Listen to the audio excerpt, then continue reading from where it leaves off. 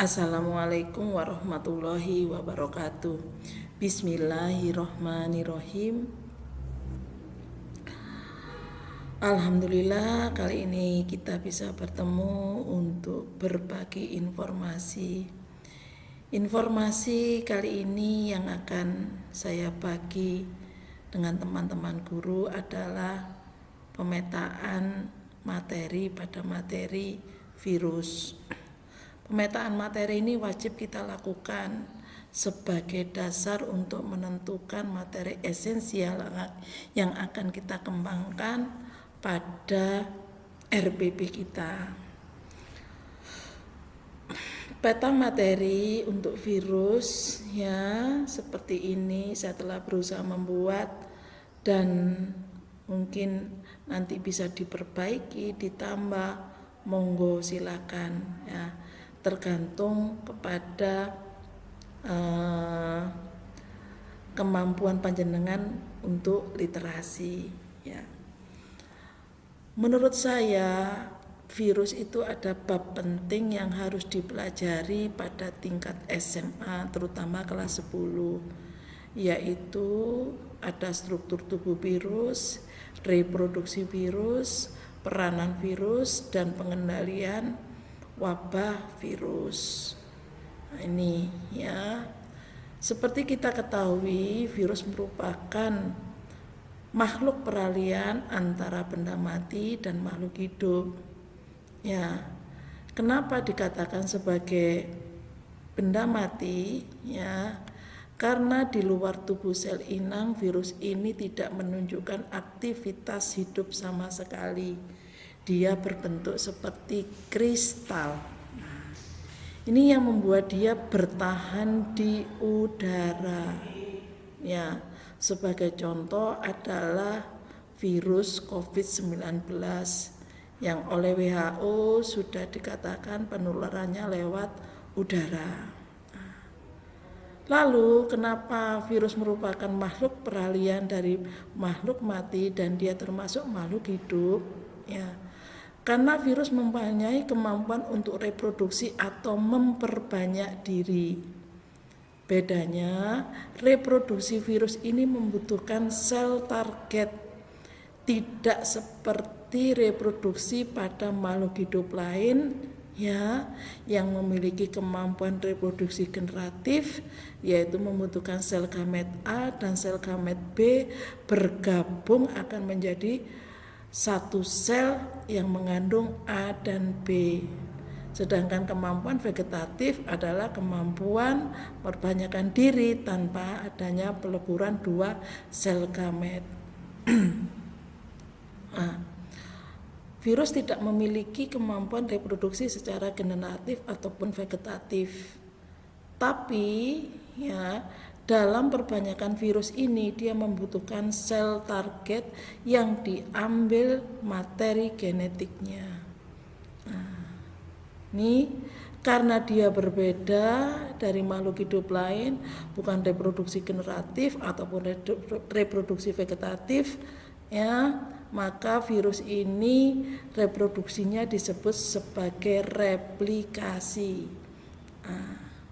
Yang membedakan di sini setelah mengambil materi genetik digunakan untuk peristiwa perakitan. Ini inti dari replikasi virus. Jadi kalau satu tubuh virus ini, maka dia terdiri dari A, B, dan C. Maka A diperbanyak dulu, B diperbanyak dulu, C diperbanyak dulu, baru dirakit. Ini tahapannya. Tahapan-tahapan reproduksi virus bisa dilihat di buku dan anak-anak sudah mulai mengenal mulai SMP. Ya. Ini, tapi yang terpenting dalam reproduksi virus tahapan lisis dan lisogenik ini ada tahapan ini. Ya, jadi replikasi virus ada dua macam, yaitu lisis dan lisogenik. Apa yang membedakan? Seperti tadi dikatakan bahwa reproduksi virus itu dia membutuhkan sel target yang akan diambil materi genetiknya.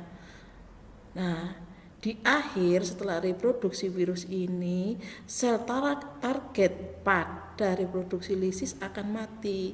Sedangkan sel target pada fase lisogenik selnya masih hidup. Ini ya. Lalu ya, bagaimana orang bisa menjadi sakit? Ya. Apakah satu virus mampu membuat satu virus yang masuk dalam tubuh kita mampu membuat kita sakit? Tentunya tidak. Karena itu ya, virus harus memperbanyak diri. Nih, tujuan dari replikasi adalah dia memperbanyak diri. Perbanyakan diri ini, jika virus itu mampu memperbanyak diri dalam tubuh kita dan berhasil, ini tergantung pada imunitas kita. Jika imunitas kita tinggi, kita hanya terpapar. Apa itu terpapar? Dalam tubuh kita ada virus tapi kita tidak menunjukkan gejala sama sekali dari virus itu. Nih, lalu jika virus itu berhasil memperbanyak diri dalam tubuh kita tetapi imunitas kita rendah, maka itu bisa dikatakan terinfeksi. Di sini pada waktu kita terinfeksi ini akan ditunjukkan dengan gejala. Untuk menuju ke sana namanya masa inkubasi. Itu yang dikatakan kita akan menjadi sakit. Di masa COVID-19 ini untuk menekan tingkat penularan ada istilah isolasi mandiri, isoman. Lalu ada juga isoter, isolasi terpadu.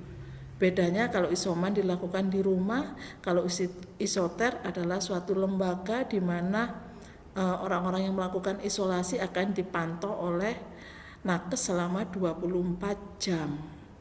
Nih, ya. Jadi intinya di sini satu virus tidak mungkin membuat kita sakit. Dia harus melakukan replikasi dan ketika membuat sakit tergantung pada imunitas kita. Yang harus kita tekankan adalah dari struktur tubuh ini ada dua, yaitu tentang materi genetik dan ukuran virus. Ya, itu menurut saya pada masa saat ini ya. Kenapa? Karena ada hubungannya dengan perilaku kita dalam melakukan protokol kesehatan. Seperti kita ketahui sekarang ya, bahwa ya COVID-19 yang berawal dari endemi ya, yang hanya menjangkiti orang-orang di Wuhan sekarang meluas menjadi pandemi. Dan sampai saat ini belum ditemukan obatnya karena materi genetiknya selalu berubah dan memunculkan varian-varian baru seperti yang saya sampaikan tadi. Salah satu yang disampaikan oleh Badan Kesehatan Dunia WHO adalah untuk menjaga dan untuk menangani penanganan wabah ini saat ini hanya mampu dilakukan dengan melakukan perilaku protokol kesehatan yang tertib. Di Indonesia protokol kesehatan sampai saat ini yang dari 3M sudah menjadi 5M, yaitu memakai masker, mencuci tangan pakai sabun, menjaga jarak, menghindari kerumunan dan mengurangi mobilitas. Ini ya, jadi memakai masker itu ada hubungannya dengan bagaimana ukuran virus yang mampu menembus kertas saring, sehingga ada kewajiban kita harus pakai masker double, apalagi varian Delta ini yang katanya menularnya lebih cepat ya. Lalu mencuci tangan pakai sabun ya merupakan salah satu tindakan fisik atau mekanik yang mampu membunuh ya atau ya membunuh virus itu ya, karena protein dan lemaknya terurai maka akan mati Ya, ini bisa kita aplikasikan. Kalau kita di rumah, ya nggak usah pakai hand sanitizer, tapi jika dekat air ada sabun, cuci tanganlah, lebih efektif. Ya, jadi nggak perlu terjadi yang namanya kelangkaan itu kemarin jika ya paham bahwa virus itu ya kemungkinan besar sekali akan mati ya, dan bisa dipastikan berdasarkan penelitian telah dilakukan akan mati jika kita mencuci tangan selama 20 detik dengan sabun. Nah ini ya, jadi perilaku kita memang sangat dibutuhkan ya dalam menjalankan prokes ini. Lalu apa hubungannya menjaga jarak, menghindari kerumunan, mengurangi mobilitas? Seperti kita ketahui ya, peristiwa di bulan Juli tahun 2021 ya, Indonesia mencetak kematian warga Indonesia yang kena COVID-19 luar biasa karena ada dua peristiwa penting ya. Satu, ada perayaan Idul Fitri yang membuat orang ya abai itu ini. Virus ini akan berpindah dari satu orang ke orang yang lain ya. Kalau kita bahasanya tertular, akan menular dari satu orang ke orang lain. Nah, setiap virus ini masuk ke tubuh seseorang, dia akan selalu melakukan replikasi yang seperti saya sampaikan. Satu virus tidak akan menimbulkan sakit, tapi begitu dia memperbanyak diri, berhasil bisa membuat orang sakit. Nah, itu. Dan kita ketahui COVID-19 merupakan virus RNA yang memiliki materi genetik yang labil. Kalau dia sering berpindah dari satu orang ke dua orang, lalu ke 4 orang, ke 8 orang, nah ini maka akan banyak varian baru karena materi genetik akan selalu dihasilkan ya dengan variasi yang baru. Setiap virus melakukan replikasi ya pada virus RNA khususnya COVID-19. Nah, jika ini terus-menerus terjadi, maka akan muncul varian-varian baru yang mampu beradaptasi. Apa itu adaptasi yang dimaksud? Seperti kita ketahui, pemerintah lagi menggalakkan vaksinasi untuk untuk menghasilkan kekebalan kelompok. Lah ini kalau virusnya mampu beradaptasi dengan vaksin yang telah diberikan pada seseorang, ya tidak berguna. Dia akan tahu. Ya, karena fungsi dari vaksin adalah mengenali ya, dari penyakit ini ya. Nah, seperti kita ketahui kan vaksin itu berasal dari dari virus yang dimatikan, ada yang dinonaktifkan, ada yang dari bagian virus itu.